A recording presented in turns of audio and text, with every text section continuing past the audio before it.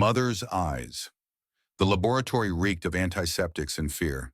Fluorescent lights buzzed overhead, illuminating sterile tiles and metal tables. I stood beside the scientist as he peered through the observation hatch into the sealed cell. Inside, a boy no older than 12 lay curled on a cot, eyes fixed on the far wall. He was pale, thin, trembling. I knew he was terrified. I would have felt sorry for him, if not for the reason he was here. "He has his mother's eyes," the scientist said with a wistful smile. A gloved hand lightly tapped the window, as if trying to coax a reaction from the boy. The child shuddered, pressing himself into the corner, away from the light. I followed the scientist's gaze. "Mother's eyes?" I repeated softly, fighting the urge to laugh at the irony.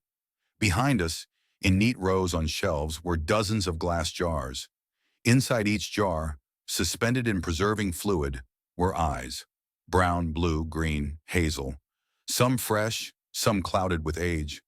They were taken from volunteers, from captives, from anyone who crossed the threshold of this forbidden lab.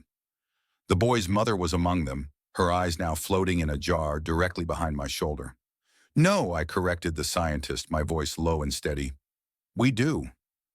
I gestured to the shelves, to the macabre collection we had amassed. The scientist merely shrugged, as if this were a casual matter. He hadn't known the mother personally, hadn't seen her terror as we wrestled her down, sedated her, and plucked the light from her sockets. The boy whimpered inside the cell. He knew something was wrong but didn't understand why. We had told him he would be reunited with his family if he cooperated. Cruel lies, but necessary. The experiments we performed demanded fresh subjects, and emotional torment enriched the chemical responses we sought to harvest. The scientist fiddled with a syringe.